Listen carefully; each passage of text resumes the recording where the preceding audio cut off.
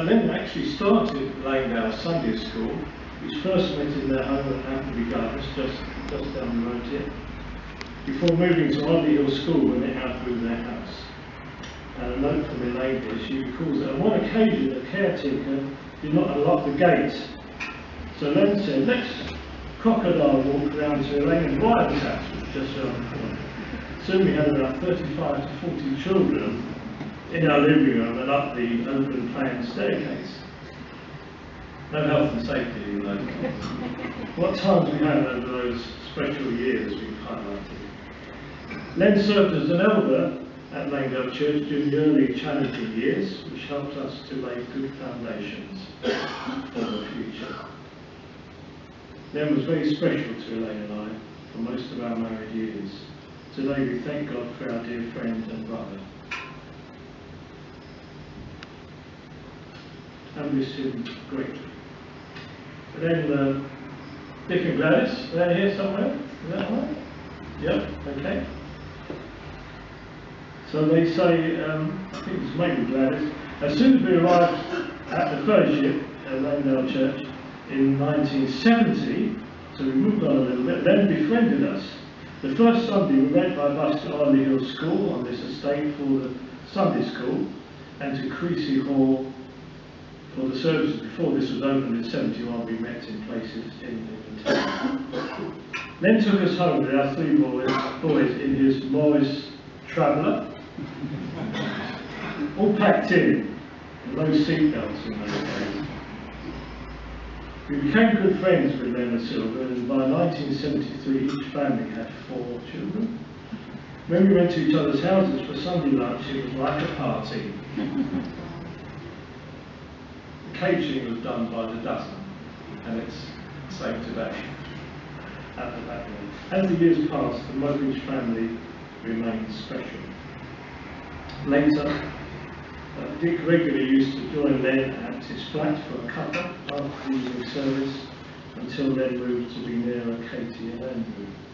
Fortunately, we were able to visit Len on our way to Bristol and to enjoy his company. That's from Dick and Gladys. This is from Muriel Linney, from Langdale here. Here are a few memories of Len. We all spent many pleasant times with Len at Langdale. He was a keen gardener and spent many hours working on his allotment, growing vegetables and tomatoes, which I often received from him. Even when he had his flat, he was trying to make the most of the patch, wasn't he?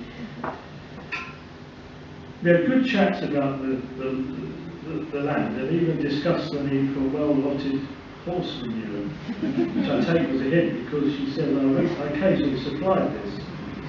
She lives near a farm.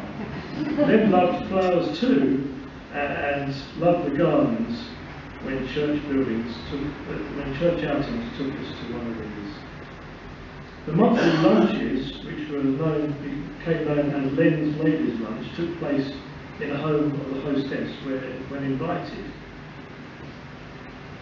where all enjoyed delicious food and had conversations on various subjects.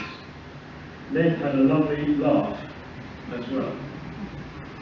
From the time I joined Langdale Church, Len was always there and working for the Lord through his life, and it showed by his friendliness and all people, whoever they were. And a personal note here: dear Len, you have fought the good fight, you finished the race, you have kept the faith. That's from you. Rick and Anna are not here today, they're on holiday in Canada. We'll have a chat, then after a hunt for glasses or some other lost item, and then as soon as the vacuum cleaner was turned on, he was off. Come rain or shine, hot or cold, he would disappear. I suspect it was to the way that's in the town, the coffee shop attached to the church there, until he thought the coast was clear, and then he'd return to safety. He was a kind and caring man, which sometimes people took advantage of, but he always saw the good in people. And she says here, we were pondered about this, but we decided to include it. One day I found a pair of holy tights, that's holy with a W, holy tight under the sofa, and when I asked him who they belonged to, he said, I think they're Helen's. Obviously they weren't. They belonged to an old lady who had stopped for the night after he found her sleeping on a park bench. One of our topics of conversation was John Bunyan's Pilgrim's Progress.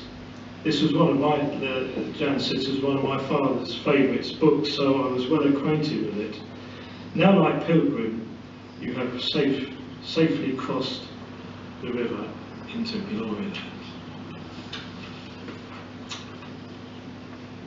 2 more to go. This is from Jan Potter, our newsletter editor here in Langdale. Len was a dear friend, a man of deep personal faith. We often chatted when I gave him a lift home from services, and he shared his concerns and deep affection for his children. Over 10 years ago, Jill and Andrew Wilson were working in the fellowship here and invited everyone who was alone to share Sunday lunch once a month. When they returned to Australia, Jenny Mueller and I continued this in turn.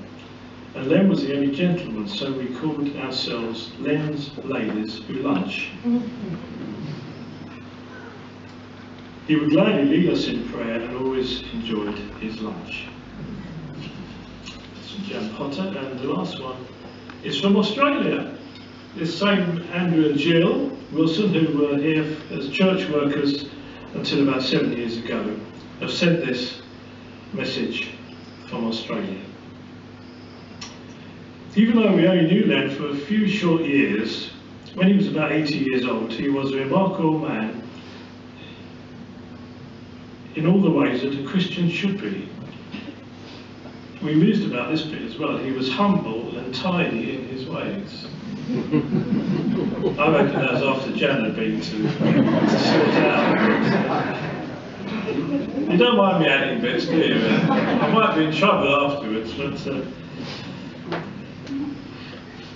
I've lost my place now. With a face that would light up at something humorous, friendly to so many people in and around town, and sensitive to those in need.